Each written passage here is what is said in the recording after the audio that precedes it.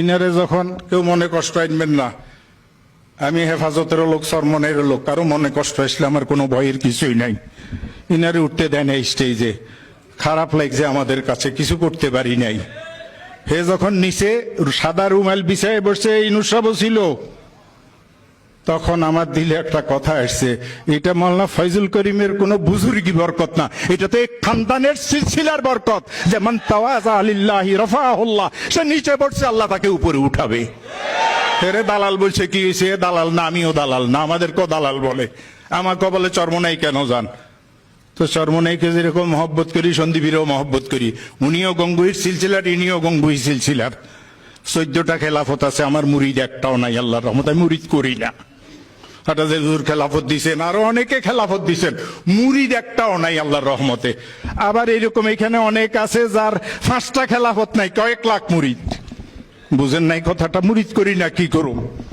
অনেক দুঃখ আছে কলিজার ভিতরে, যেটা বলতে পারি না, বলতে পারি না। 3 বছর হাটাজারি যাই নাই, কলিজার ভিতরে ব্যথা। ফরিদাবাদের সুরার মেম্বার যাই না, যাবো না। তোর কি, তুই কে আমারে নিবি দড়িয়ে? আমি চোখ বন্ধ করে কথা বলতে পারুম না। উলাইকা আবাই ফাজিনা বিমিসলিহিম ইদা জামাআতনা ইয়া জারিদ আল মাজামিউ। চরমনের ফিসাব বাতিলের সাথে আপোষ করেন নাই, তাকে মহব্বত করার জন্য এতটুকুই যথেষ্ট, আর কিছু দরকার নাই। কম আন্দোলন সে করে নাই, দেওয়ানবাগিকে সে খেদায় নাই। দেওয়ানবাগির জন্য তার দলের লোকেরা শহীদ হয়েছে, আমাদের অন্য কোন দলের লোক কিন্তু শহীদ হয় নাই, আমরা সহযোগিতাও করি নাই। চরমনের ফিসাব যদি মরিয়ে যায়, একটা বৃত্ত কমিয়ে গেল, এইরকম জেহেনওয়ালা লোকও বাংলাদেশে আছে। চরমনাইও আমাদের, হাটাজারিও আমাদের, সন্দীপীও আমাদের, সেগুলো দিশাবও আমাদের, কেউ আমাদের গায়ের না। যে গায়ের মনে করে সে আমাদের সকলের গায়ের, সে আমাদের কারো আপন না। কথা বুঝে আসছে না? এগুলি শিখছি কাদের থেকে? আসাদ মাদানির থেকে। একসাথে জেল খাটিয়ে শিখছি, এক রুমে ছিলাম, পালানপুরীর সাথে এক প্লেটে 6 বছর খানা খাইছি। বুঝে আসছে না? সফরে হজরে সব সময় সাথে থাকতাম, অনেক কিছু শিখছি। শেষ একটা কথা বলি, এক বুজুর্গ আছেন ওলামা বাজারের হুজুর, নাম শুনছেন কি না জানি না, দেখছেন কেউ? ওলামা বাজারের হুজুর যায় নামাজে নামাজ পড়তেন না, রোগ ছিল এটা ওনার। বুজুর্গ ছিলেন, রোগ ছিল। 2 বুজুর্গ, সন্দীপের হুজুর আর ওলামা আব্দুল আলিম, 2 জন ঢুকছে হরম শরীফে। সন্দীপের হুজুর দরবেশ মানুষ, ওনারে মসল্লা বিজয় দিন নিচেরটা, নিজের মসল্লা। তো ওলামা বাজার হুজুরকে আমি এই মসল্লাতে নামাজ পড়ি না। সন্দীপের হুজুর ককই কাতে পড়া জায়েজ আছে। ওলামা বাজার হুজুর কক আপনি মুফতি না। 2টা লাগছে ঝগড়া, 2 পীরে কি লাগছে? ঝগড়া লাগছে। আমি সন্দীপের হুজুর হাতের থেকে মসল্লাটা টাড়ি নিয়ে মসল্লা বিছে আল্লাহু আকবার করে নামাজে দাঁড়াই গেলাম। আমি সালাম ফিরে বললাম, আপনাদের 2 বুড়ার 1 বুড়ো মুফতি না, আমি মুফতি। কি করা যাইব? আমি আর পালানপুরি আর সন্দীপের হুজুর হরম শরীফে ঢুকতেছি বাবে উম্মাহানি দিয়ে। আমি ঝুঁকছি সন্দীপের হুজুর আর পালানপুরি জুতা নমু, এই কনই দিয়ে পালানপুরি সাহেব আমাকে এভাবে ঠেলিয়ে দিলেন, আর ঝুঁকিয়ে সন্দীপের হুজুরের জুতা নিয়ে নিজের বগল তলে নিলেন।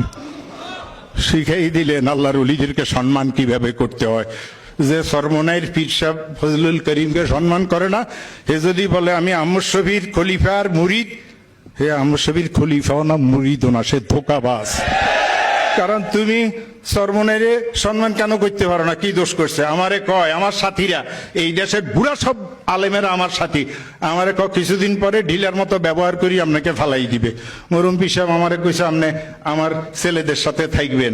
ওনারা আমাকে বলছে আপনাকে আমরা আমাদের শরিয়া বোর্ডের উপদেষ্টা বানাইলাম, আমি যতটুকু পারি ওনাদের সহযোগিতা করি। আমার তো ঢিলের মতো ব্যবহার করার আগে দিয়ে আমি বহুত দূরে চলিয়ে যাবো।